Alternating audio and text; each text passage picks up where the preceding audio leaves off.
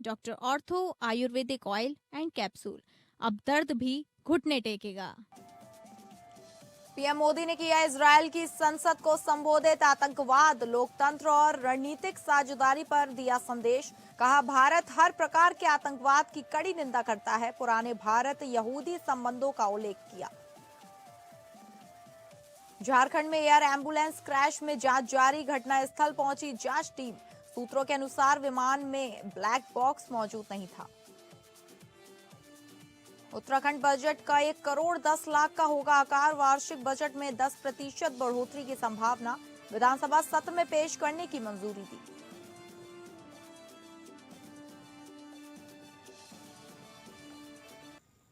नमस्कार, आप सभी का स्वागत है टॉप अपडेट्स में और मैं हूं आपके साथ अंकिता सिंह। शुरुआत करेंगे टॉप अपडेट्स की। प्रधानमंत्री नरेंद्र मोदी ने इजरायल की संसद नेसेट को संबोधित करते हुए आतंकवाद पर कड़ा संदेश दिया। उन्होंने 7 अक्टूबर के हमले का जिक्र करते हुए कहा कि भारत हर प्रकार के आतंकवाद की कड़ी निंदा करता है और इस कठिन समय में इजरायल के साथ खड़ा है। पीएम मोदी ने भावनात्मक रूप में से बताया कि 17 सितंबर 1950 को उनके जन्मदिन के ही दिन भारत ने इजरायल को औपचारिक मान्यता दी थी। उन्होंने कहा कि भारत और इजरायल साझा लोकतांत्रिक मूल्यों से जुड़े मजबूत रणनीतिक साझेदार हैं। रक्षा, साइबर सुरक्षा, खुफिया सहयोग, कृषि, जल प्रबंधन और स्टार्टअप जैसे क्षेत्रों में दोनों देश मिलकर काम कर रहे हैं। पीएम मोदी ने भारत में यहूदी समुदाय के शांतिपूर्ण सह अस्तित्व और सदियों पुराने संबंधों का भी उल्लेख किया। अपने संबोधन के अंत में उन्होंने कहा कि 21वीं सदी भारत इजरायल साझेदारी की सदी बन सकती है और उन्हें नेसेट का सर्वोच्च सम्मान भी प्रदान किया गया।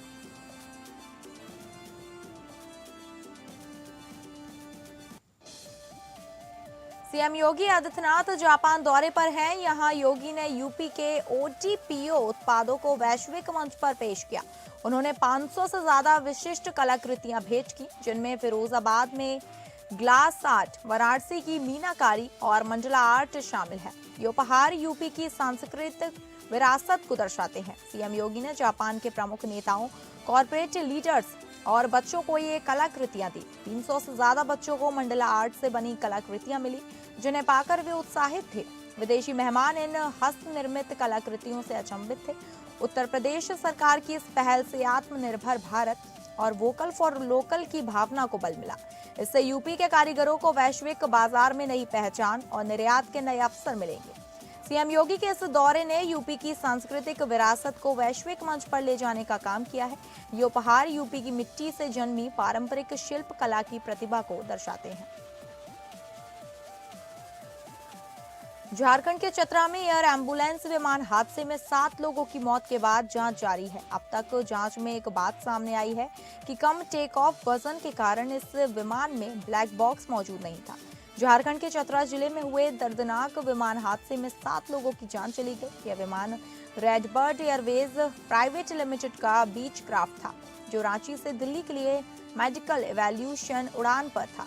सूत्रों के अनुसार विमान में ब्लैक बॉक्स मौजूद नहीं था, क्योंकि इसका अधिकतम टेक ऑफ वजन 5,700 किलोग्राम से कम है। ब्लैक बॉक्स न होने के कारण जांच एजेंसियां लंबे तकनीकी रिकॉर्ड और प्रत्यक्षदर्शियों के बयानों के आधार पर दुर्घटना के कारणों का पता लगाने का प्रयास कर रही है। उत्तराखंड का वित्तीय वर्ष 2026-27 के लिए प्रदेश सरकार के बजट का आकार 1.10 लाख करोड़ का रहने का अनुमान है। पिछले वर्ष की तुलना में इस बार वार्षिक बजट में 10% बढ़ोतरी की संभावना है। कैबिनेट में चर्चा के बाद बजट के आकार में संशोधन के लिए मुख्यमंत्री को अधिकृत कर आगामी विधानसभा सत्र में पेश करने की मंजूरी दी गई। इसके अलावा गर्भवती धात्री महिलाओं व आंगनबाड़ी केंद्रों में 3 से 6 वर्ष के बच्चों की सेहत में सुधार के लिए पोषाहार में नई सामग्री शामिल करने का निर्णय लिया गया। सचिवालय में बुधवार को मुख्यमंत्री पुष्कर सिंह धामी की अध्यक्षता में हुई कैबिनेट बैठक में 28 प्रस्तावों पर निर्णय लिए गए। प्रदेश में सेब उत्पादन को बढ़ावा देने और बागवानों को उन्नत प्रजाति के पौध देने के लिए सेब नर्सरी विकास योजना को मंजूरी दी गई।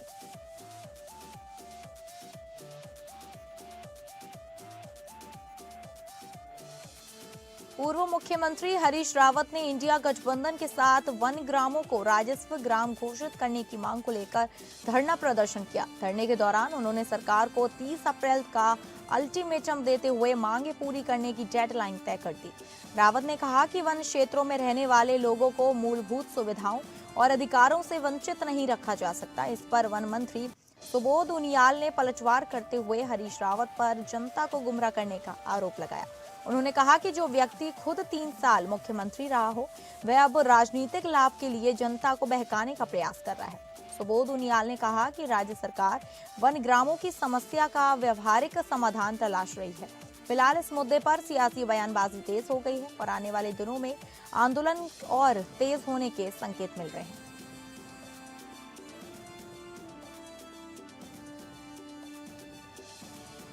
ग्रेटर नोएडा के लुक्सर नितिन हत्याकांड में पुलिस ने बड़ा एक्शन लेते हुए 2 मुख्य आरोपियों को मुठभेड़ में घायल कर गिरफ्तार किया है। उत्तर प्रदेश पुलिस की इकोटेक 1 थाना टीम ने देर रात चेकिंग के दौरान संदिग्ध कार सवारों को रोकने का प्रयास किया। रुकने के बजाय आरोपियों ने पुलिस टीम पर फायरिंग शुरू कर दी, जिसके बाद जवाबी कार्रवाई की गई। पुलिस की गोली लगने से मुख्य आरोपी सचिन और विपिन के पैरों में गोली लगी है। मौके से एक पिस्टल भी बरामद की गई और दोनों घायलों को इलाज के लिए अस्पताल भेजा गया। बताया जा रहा है कि 24 फरवरी को लुक्सर गांव में हुई सनसनीखेज हत्या के बाद से पुलिस लगातार आरोपियों की तलाश में जुटी थी। अब तक इस मामले में कुल 6 आरोपियों की गिरफ्तारी हो चुकी है और आगे की कानूनी कार्रवाई भी जारी है।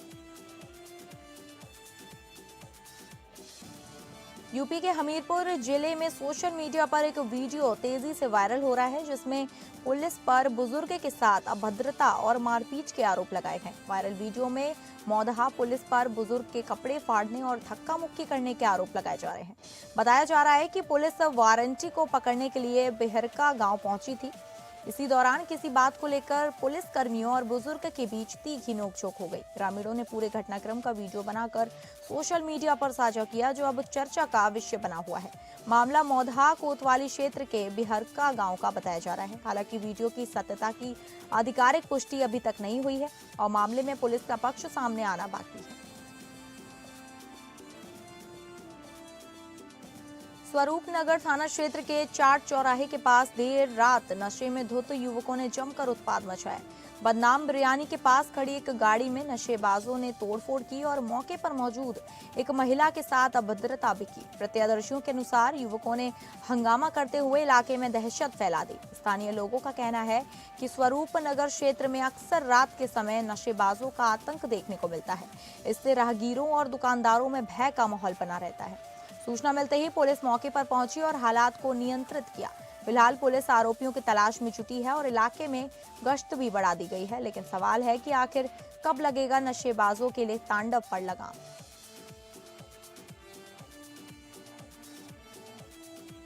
शहर कोतवाली क्षेत्र में बड़ी चंद्रिका देवी मंदिर गेट के पास तेज रफ्तार पिकअप वाहन ने राहगीर महिलाओं को टक्कर मार दी। हादसे में एक महिला की मौके पर ही दर्दनाक मौत हो गई, जबकि 3 अन्य गंभीर रूप से घायल हो गए। बताया जा रहा है कि सभी महिलाएं मैरिज हॉल में पूड़ी बनाकर पैदल अपने घर लौट रही थी।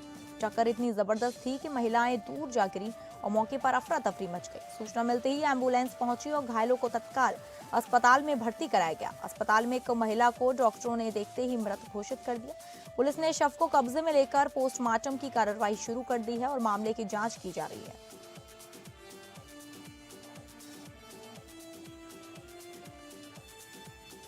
गोमती नगर क्षेत्र के नेहरू एन्क्लेव स्थित विश्वास मार्केट की पहली मंजिल पर बने रेशम निदेशालय के स्टैंप ऑफिस में अचानक आग लग गई। आग लगने की सूचना मिलते ही दमकल विभाग की गाड़ियां मौके पर पहुंच गई।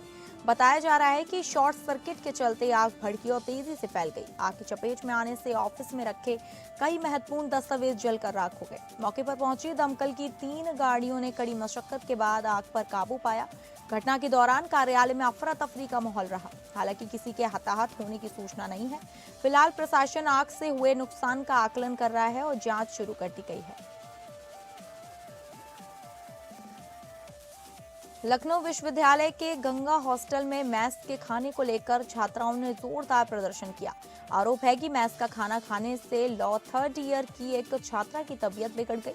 घटना के बाद बड़ी संख्या में छात्राएं हॉस्टल परिसर में एकत्र हो गईं और नारेबाजी की। छात्राओं का कहना है कि मेस के खाने की गुणवत्ता को लेकर वे पहले भी कई बार शिकायत कर चुकी हैं। इसके बावजूद व्यवस्थाओं में कोई सुधार नहीं किया गया, जिससे नाराजगी बढ़ती गई। प्रदर्शन के दौरान छात्राओं ने मैस संचालक के खिलाफ सख्त कार्रवाई की मांग की। फिलहाल विश्वविद्यालय प्रशासन मामले की जांच कर आवश्यक कदम उठाने की बात कह रहा है।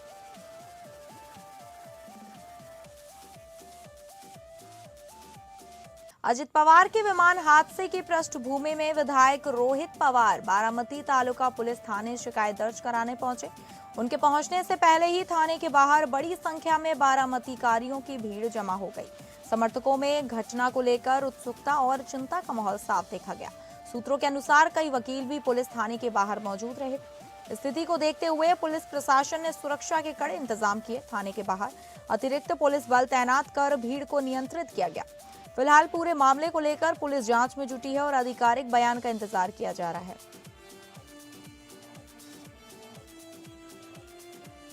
पीलीभीत के थाना सुनगढ़ी क्षेत्र स्थित शारदा हॉस्पिटल के बाहर खड़ी एक कार में अचानक भीषण आग लगने से हड़कंप मच गया। अज्ञात कारणों के चलते आग लगने से कुछ ही मिनटों में कार को आग के गोले में तब्दील कर दिया गया। घटना के समय अस्पताल परिसर में मौजूद लोगों में अफरा तफरी का माहौल बन गया। अस्पताल कर्मचारियों ने तत्परता दिखाते हुए अग्निशमन यंत्र से आग बुझाने का प्रयास किया। स्थानीय लोगों ने भी मिलकर आग पर काबू पाने की कोशिश की। कड़ी मशक्कत के बाद आग पर काबू पा लिया गया। हालांकि कार पूरी तरह क्षतिग्रस्त हो गई। फिलहाल आग लगने के कारणों की जांच की जा रही है। रायबरेली के भदोखर थाना क्षेत्र में हुए भीषण सड़क हादसे में 3 लोगों की दर्दनाक मौत हो गई। हादसा लखनऊ प्रयागराज मार्ग पर महोलिया गांव के पास हुआ, जहां हरचंदपुर की ओर से आ रही कार अनियंत्रित होकर पलट गई। टक्कर इतनी जबरदस्त थी कि मौके पर चीख पुकार और अफरा तफरी मच गई। स्थानीय लोगों ने तुरंत राहत बचाव कार्य शुरू किया, लेकिन तब तक तीनों कार सवारों की जान जा चुकी थी। मृतकों की पहचान जगतपुर थाना क्षेत्र निवासी संदीप सिंह पुत्र तेजभान सिंह, धनंजय सिंह और आशुतोष मौर्य के रूप में हुई है। सूचना मिलते ही पुलिस मौके पर पहुंची और शवों को कब्जे में लेकर पोस्टमार्टम के लिए भेज दिया। पुलिस हादसे के कारणों की जांच कर रही है और परिजनों में घटना के बाद से कोहराम मचा हुआ है। कोरिया जिले में मासूम की डूबने से हुई मौत के मामले में रिश्वत लेने के आरोप में 2 पुलिस अधिकारी गिरफ्तार किए गए। एंटी करप्शन ब्यूरो अंबिकापुर की टीम ने बचरापोड़ी चौकी प्रभारी उप निरीक्षक अब्दुल मुनाफ को 25,000 रुपए लेते रंगे हाथों पकड़ा।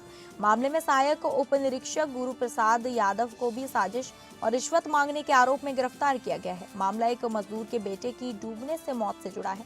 आरोप है कि जांच के नाम पर 50,000 रुपए की मांग की गई, जो 25,000 के रूप में तय हुई। पीड़ित की शिकायत पर एसीबी ने ट्रैप कार्यवाही कर उप निरीक्षक को रिश्वत लेते पकड़ा। दोनों आरोपियों के खिलाफ भ्रष्टाचार निवारण अधिनियम की धारा 7 और 12 के तहत कार्यवाही कर आगे की जांच जारी है।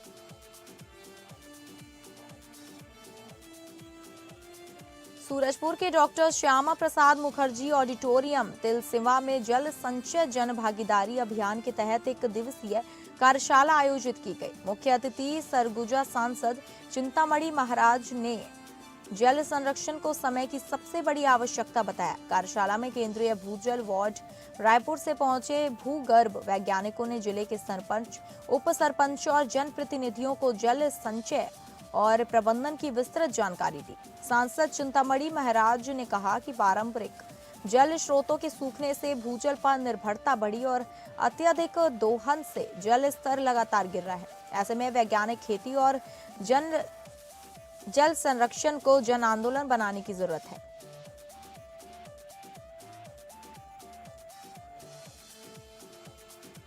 बॉलीवुड एक्ट्रेस कैटरीना कैफ ने बेटे विहान के जन्म के बाद पहली बार मुंबई में पब्लिक अपीयरेंस किया।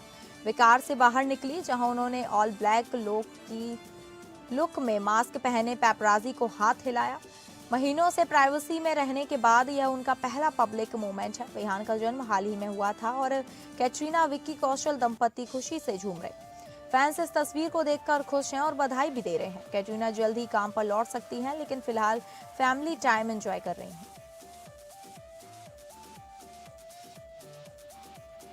आमिर खान ने veteran screen writer Salim Khan की हेल्थ पर अपडेट दिया है।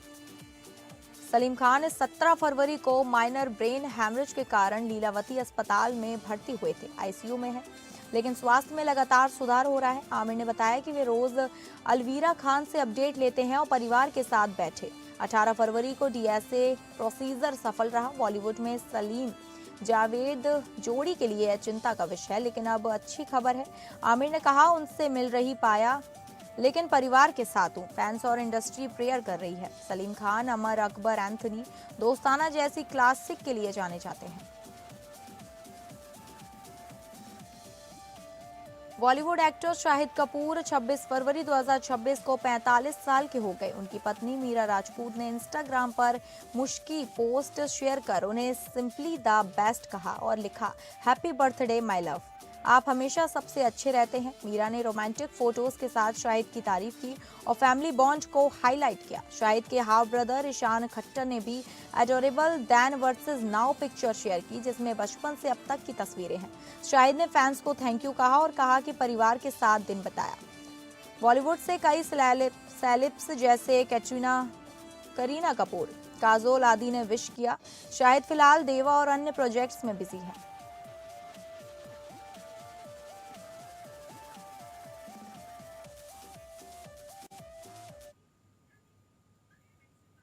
तो फिलहाल टॉप अपडेट्स में बस इतना ही। नमस्कार।